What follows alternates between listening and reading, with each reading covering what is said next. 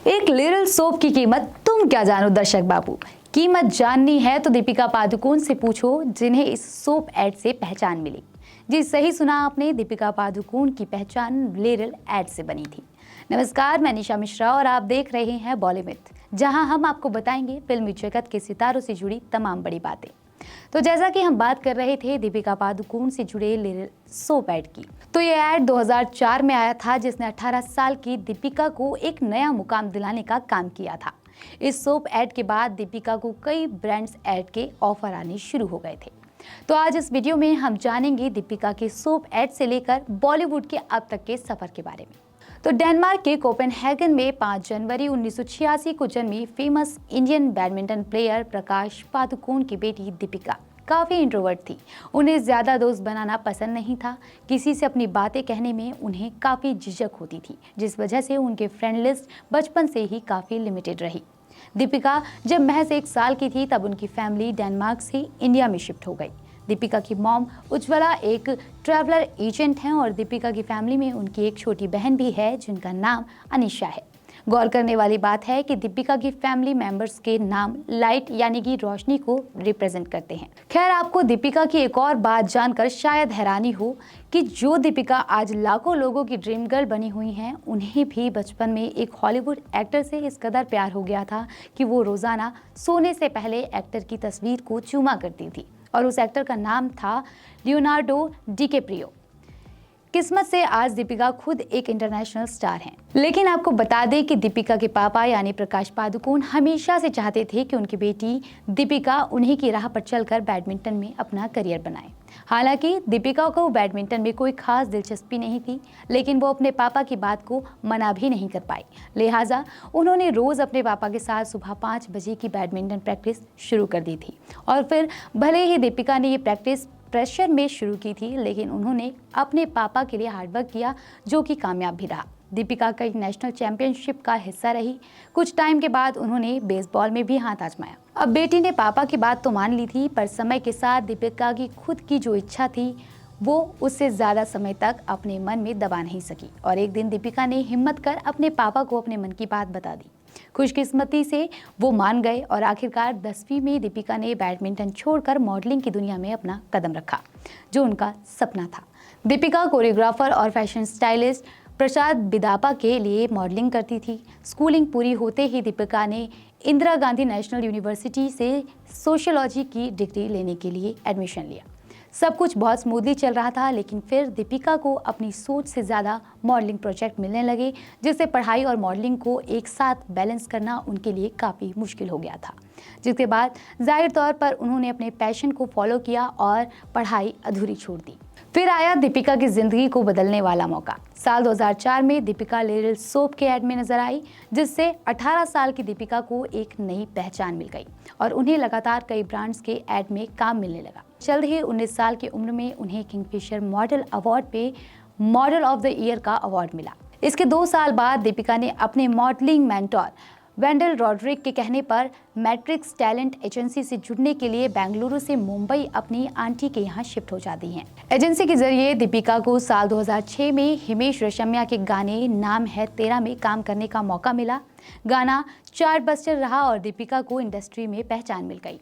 जब गाने को फराह खान ने देखा तो उन्होंने दीपिका से मुलाकात की और एक ऑडिशन के बाद उन्हें फिल्म हैप्पी न्यू ईयर में साइन कर लिया। लेकिन फरहान ने फिर ओम शांति ओम पर काम करना शुरू कर दिया और इस फिल्म के लिए उन्होंने दीपिका को शाहरुख खान के साथ काम करने का सुनहरा मौका दिया। दीपिका को इससे पहले एक्टिंग का एक्सपीरियंस बिल्कुल नहीं था, इसलिए 2007 में रिलीज हुई फिल्म ओम शांति ओम के लिए शांति प्रिया का रोल निभाने के लिए दीपिका ने हेलन और हेमा मालिनी की फिल्मों को देखकर रोल की तैयारी शुरू कर दी थी। मूवी का box office clash Ranbir Kapoor और सोनम कपूर की डेब्यू फिल्म सावरिया से हुआ। दोनों ही फिल्में 9 नवंबर 2007 को रिलीज हुई, लेकिन बावजूद इसके मूवी ब्लॉकबस्टर साबित हुई। मूवी के हिट के बाद एक इत्तेफाक और हुआ। फिल्म सावरिया के लीड रणबीर कपूर और दीपिका पादुकोण दोनों को अगली फिल्म बचना है हसीनों में एक साथ काम करने का मौका मिला। फिल्म की शूटिंग करते हुए दोनों एक दूसरे को पसंद करने लगे और रिलेशनशिप में आ गए। चंद महीनों में ही दीपिका ने खुलकर अपनी मोहब्बत का ऐलान कर दिया और अपनी गर्दन पर RK का परमानेंट टैटू बनवा लिया। और जैसा कि हमने बड़े बड़े शायरों से भी सुना है कि मोहब्बत जितना सुकून देती है उतना ही दर्द भी देती है। दीपिका के साथ भी कुछ ऐसा ही हुआ।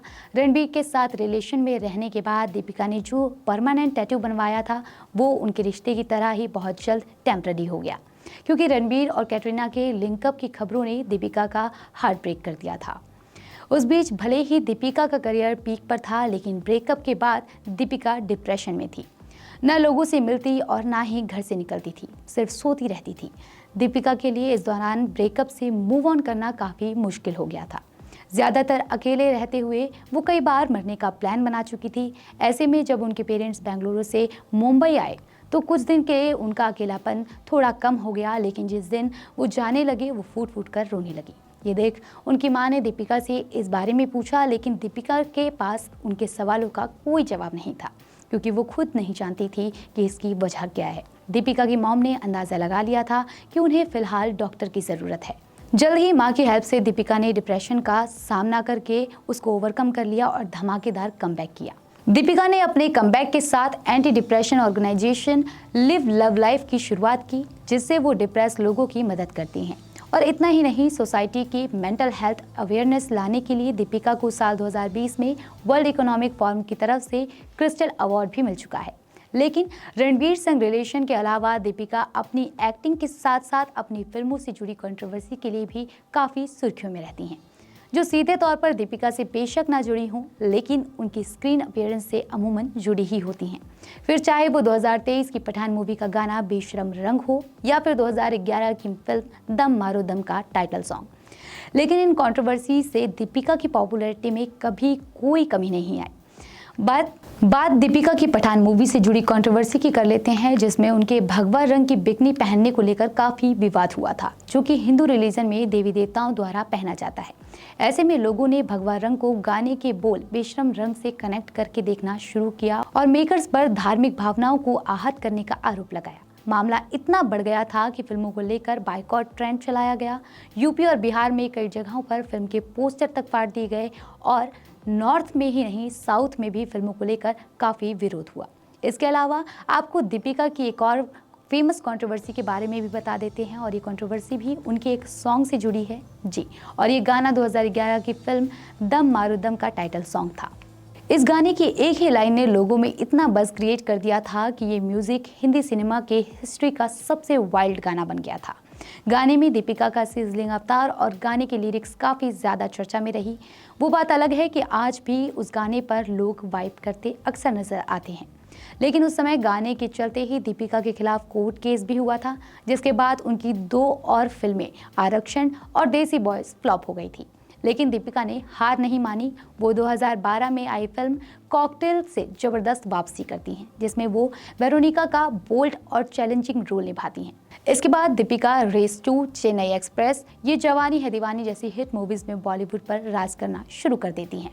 आज उन्हें देखकर यही लगता है कि शायद ऐसा कोई कैरेक्टर बचा हो जिसे दीपिका प्ले करने में असफल हो।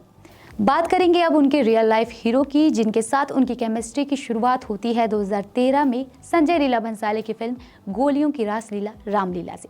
सेट पर साथ समय बिताते हुए दीपिका और रणवीर की पहले दोस्ती हुई और फिर एक किसिंग सीन से दोनों करीब आ गए। हालांकि इस दौरान वो रणवीर के साथ साथ कई और लोगों को भी डेट कर रही थी, लेकिन वो मेंटली रणवीर से कमिटेड थी।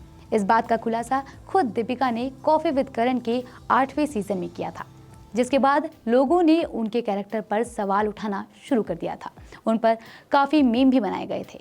खैर, आपको बता दें कि रणवीर और दीपिका की लव की कहानी शुरू करने वाली ये मूवी रामलीला के नाम पर भी काफ़ी कंट्रोवर्सीज हुई थी, जिसके चलते मूवी का नाम चेंज करना पड़ा था, जो कि पहले रामलीला था।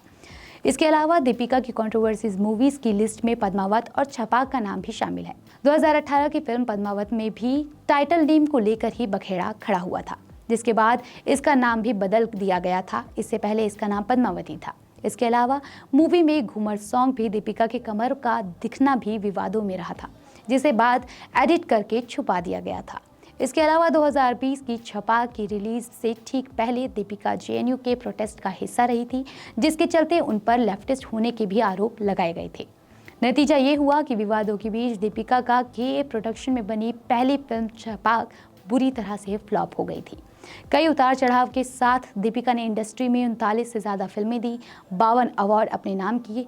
दीपिका साल 2023 में 2 ब्लॉकबस्टर फिल्मों जवान और पठान से करीब 2200 करोड़ का बॉक्स ऑफिस कलेक्शन करने वाली इकलौती एक्ट्रेस और सक्सेसफुल बिजनेस वुमेन है। उन्होंने 2013 में ही वैन हुसैन के साथ कोलैबोरेट कर क्लोथिंग कलेक्शन लॉन्च किया था। 2015 में मिंत्रा के साथ all about you clothing brand launch किया था।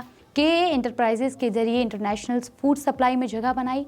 इसके अलावा वो इलेक्ट्रिक टैक्सी ब्लू स्मार्ट से भी मोटी कमाई करती हैं। 550 के करीब इनकी नेटवर्थ बताई जाती है। दीपिका आज भी कई लड़कियों की इंस्पिरेशन बनी हुई हैं। लेकिन आपको दीपिका और उनकी एक्टिंग कैसी लगती है? साथ ही हमने जो कंट्रोवर्सीज आपसे डिस्कस की उसके बारे में आपका क्या ओपिनियन है, हमें कमेंट में ज़रूर बताइएगा। जल्द मिलेंगे इंडस्ट्री के नामी चेहरे की कहानी के साथ। तब तक के लिए देखते रहिए बॉलीवुड।